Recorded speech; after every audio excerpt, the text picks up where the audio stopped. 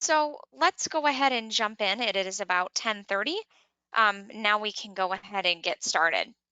So I wanted today to talk to you about um, some of the settings in here that are located in this brown tab, and how to make it more colorful is to come to the company and go to the appearance and make it from the color from the standard blue that it comes in to the colorful here. And that'll really help you navigate these tabs here at the top a little bit better. So first I wanted to talk to you about this work zone tab. You know, this tab will allow you to change the time zone. So if you don't know how to change that time zone, there it is, and that will affect your dispatch board. So you can see it's showing in the Central Standard Time. So if you don't have this changed, it will mess up your dispatch board. So make sure that it is showing the correct time zone there. And then also, if you do want to include the date in the work order number, you can go ahead and insert it by saying yes.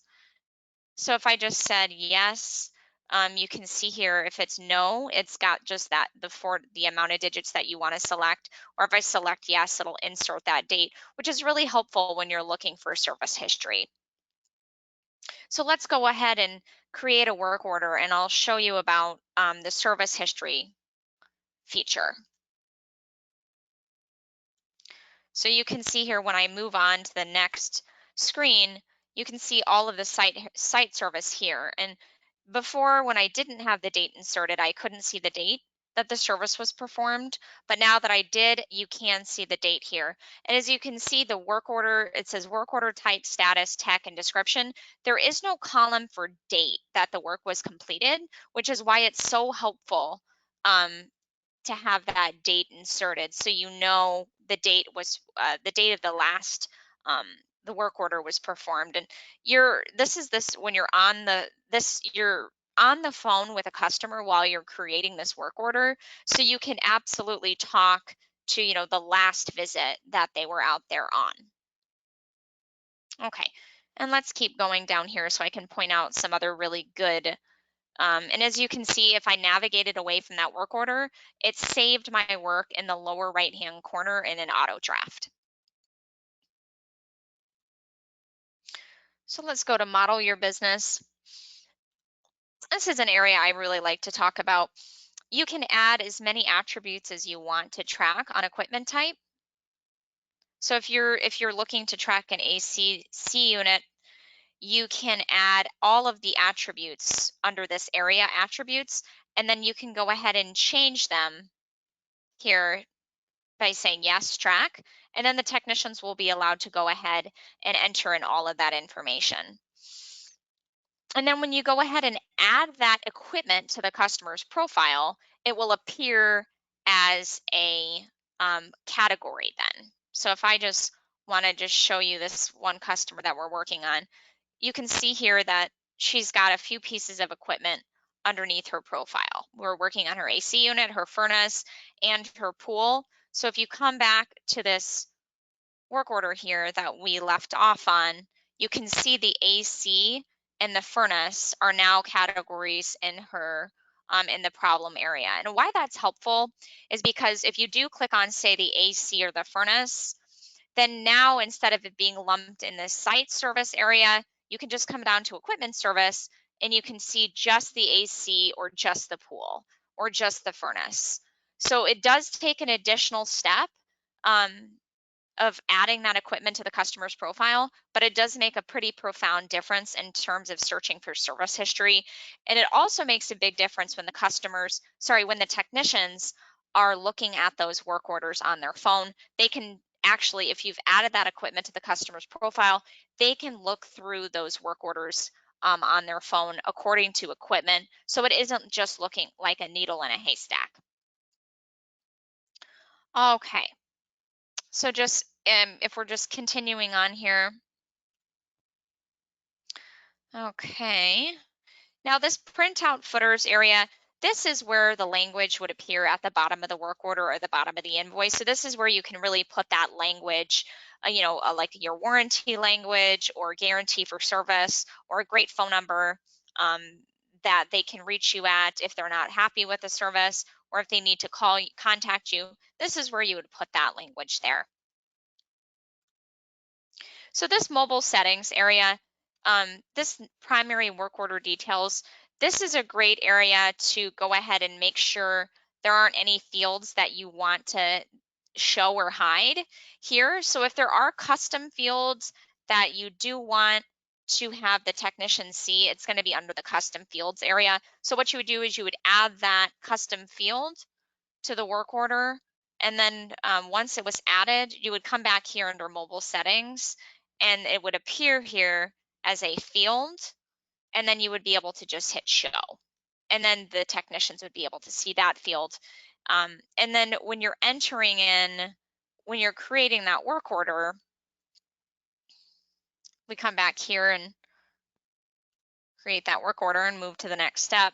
You can see here that it does appear as a field.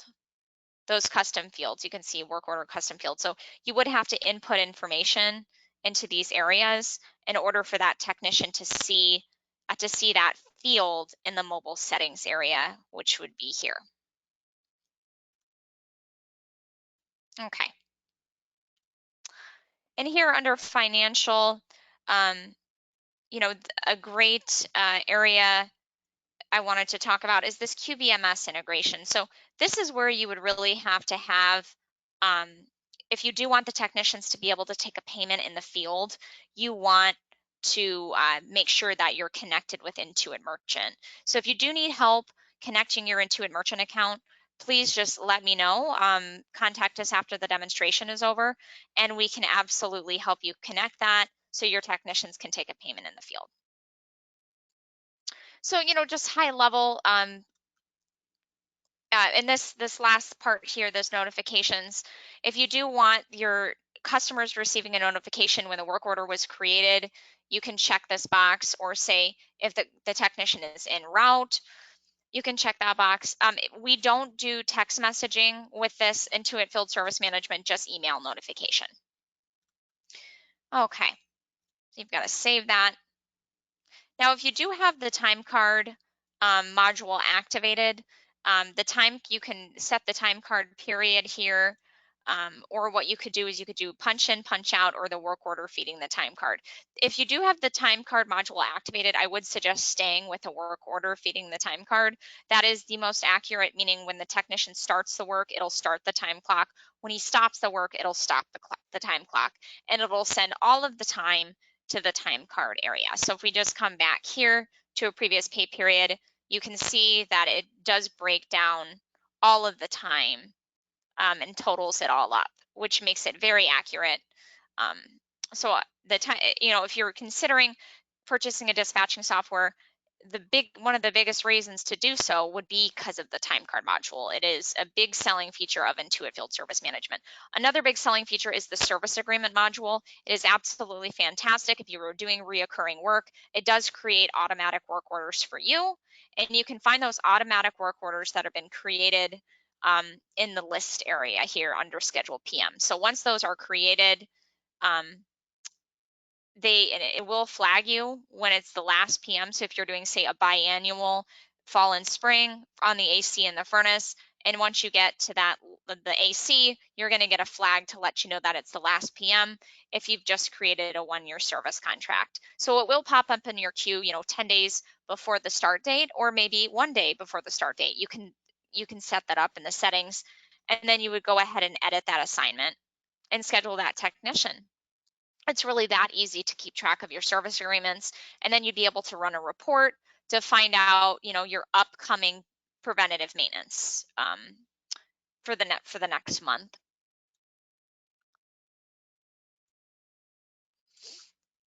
So, you'd go to PM settings, and then you'd be able to say, hey, how frequently do I want those appearing in my queue, or like how many days in advance?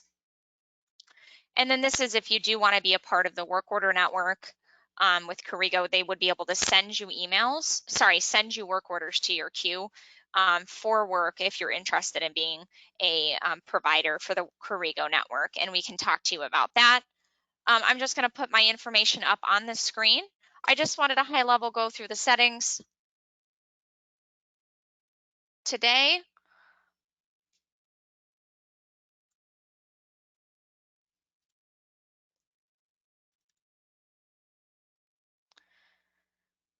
Okay, so this is our information, and I am an independent provider for Intuit. So if you are interested in making a purchase, please contact us directly after you viewed the demonstration, because we are giving our time away for free in the hopes that you do contact us to make a purchase on the software. If you want an hour consultation for free, we do offer that as well. And here is the pricing information. It's $35 per user.